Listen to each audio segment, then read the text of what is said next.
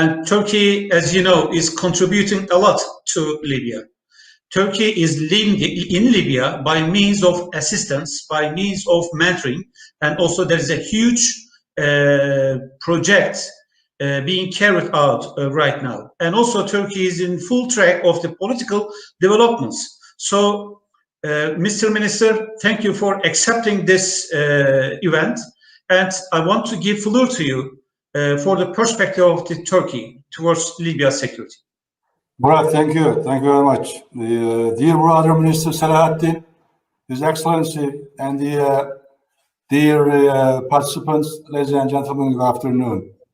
First, I'd like to extend my warm thanks to SETA, the General Coordinator Burhanettin Duran and his team for organizing this important event for the benefit of all the participants.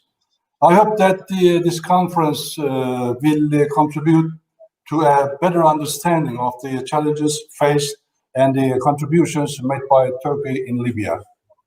Dear friends, Turkey and Libya have years, centuries, 500 years of common culture and the shared history.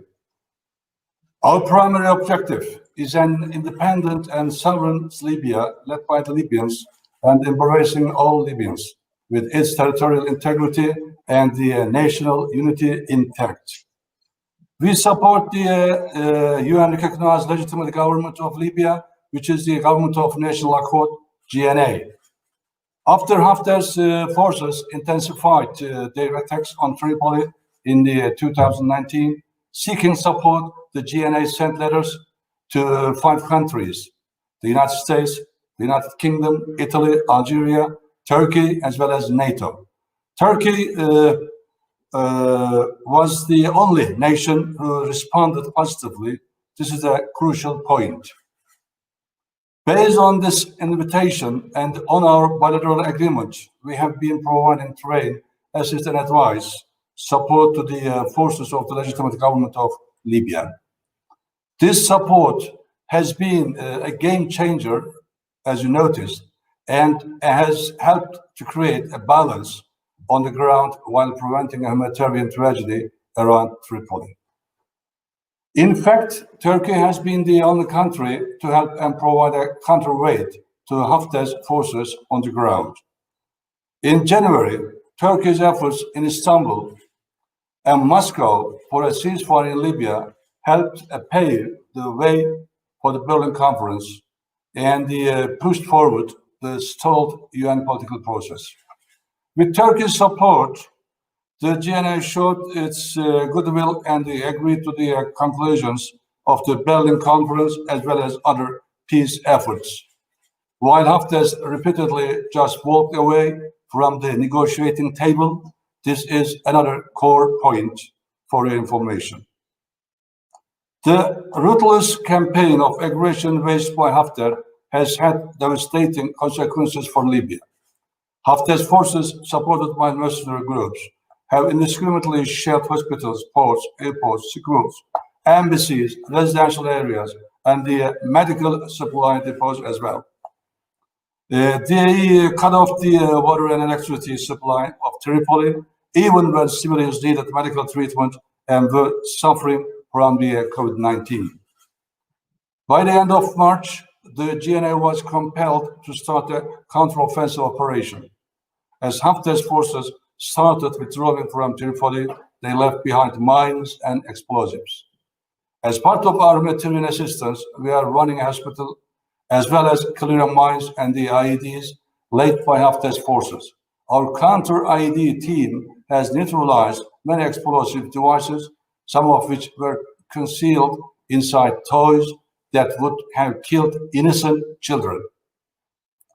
In the areas cleared from the Haftar's forces, numerous mass graves have been found so far, and the remains of hundreds of people have been uncovered over there.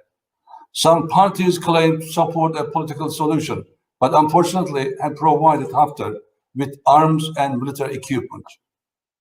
This foreign support to Haftar has been the biggest obstacle to peace and stability in Libya. Please note this. In order to ensure peace and stability in Libya, it is essential for all foreign assistance to Haftar to cease immediately. Haftar's forces and foreign mercenaries constitute a major threat to security, stability, and the diplomatic efforts. As well as we all agree, there is no military solution. Excuse me. As we all agree, there is no military solution to this issue. In the 5+5 Joint Military Committee, talks began for a lasting and sustainable ceasefire in order to establish a suitable atmosphere for the UN-led political process. In this context, on October 23, the two Libyan delegations at the talks signed a ceasefire agreement in Geneva.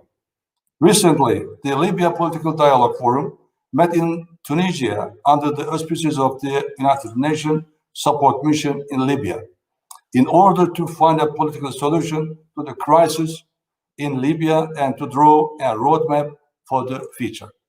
Although some of the key agenda items, such as the roadmap, have been discussed, we understand that the forum still needs time to assign a presidential council and the prime minister. We sincerely hope that the momentum gained within the intra-Libyan dialogue mechanisms will yield concrete results, paving the way for a viable, lasting solution. Therefore, we will continue to support the UN-led peace process by encouraging the key political figures to show more effort for a unified government. Haftar and his supporters should not be allowed to spoil this opportunity. This is very important.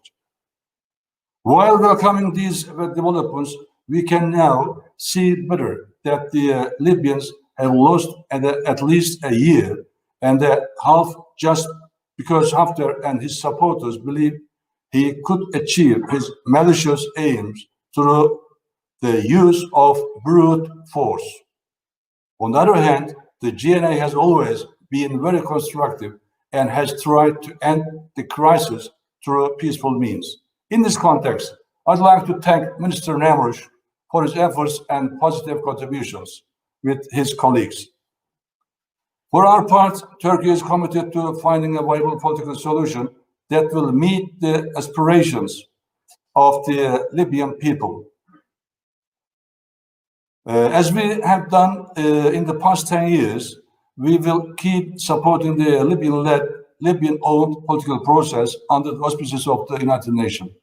Turkey certainly appreciates the efforts of the international community in order to establish peace and stability in Libya. But these efforts should not restrict our existing ties with our Libyan brothers.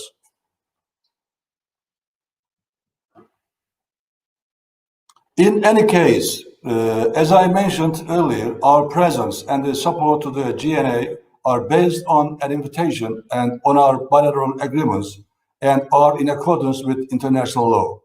It is widely recognized that our support to the legitimate government has provided a window of opportunity for diplomacy to end hostilities in the country and reach a lasting political settlement of the conflict. The mass graves and bodies, as well as IEDs and mines discovered after Haftar's forces withdrew, provide solid proof of a further humanitarian tragedy that might well have happened had Turkey not responded to the call of the Libyan government. So far, I've talked about what we have done in Libya and why. Now, I would like to elaborate on what should be done next.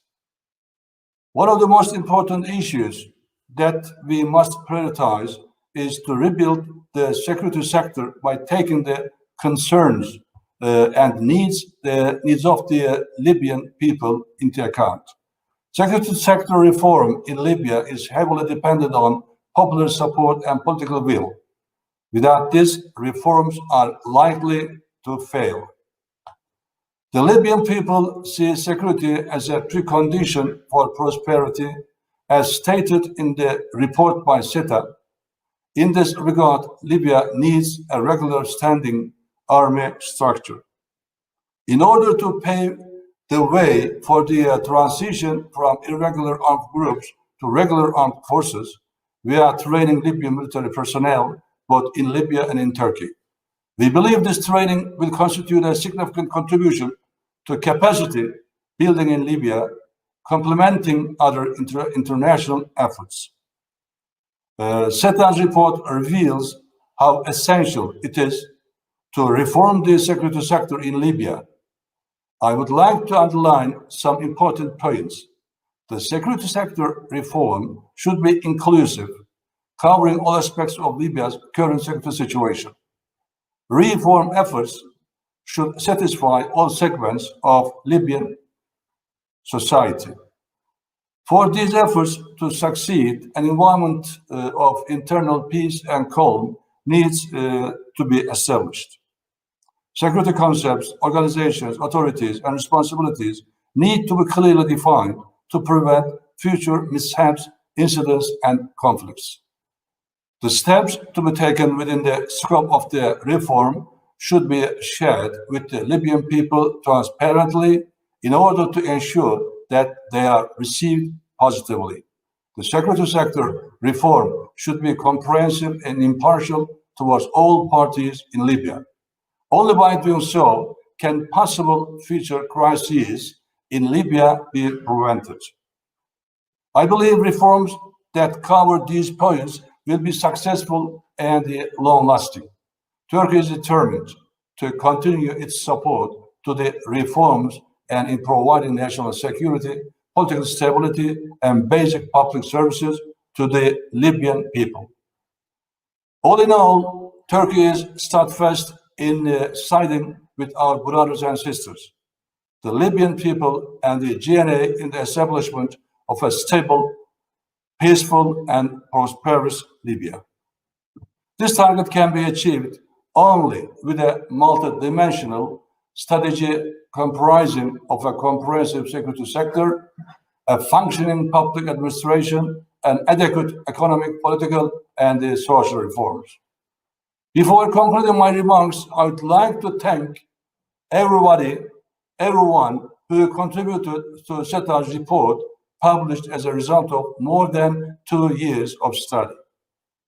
From my point of view, the most prominent feature of this report is that the envisaged security sector reform for Libya was tailored to Libya's local norms, history, culture, and tradition.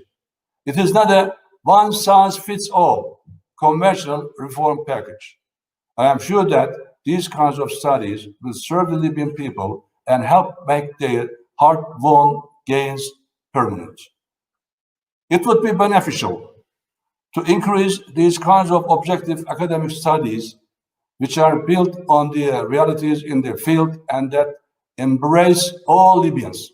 I also commend the excellent coordination and the teamwork shown by our government institutions, think tanks, and humanitarian organizations in this collaborative effort. Thank you for your attention.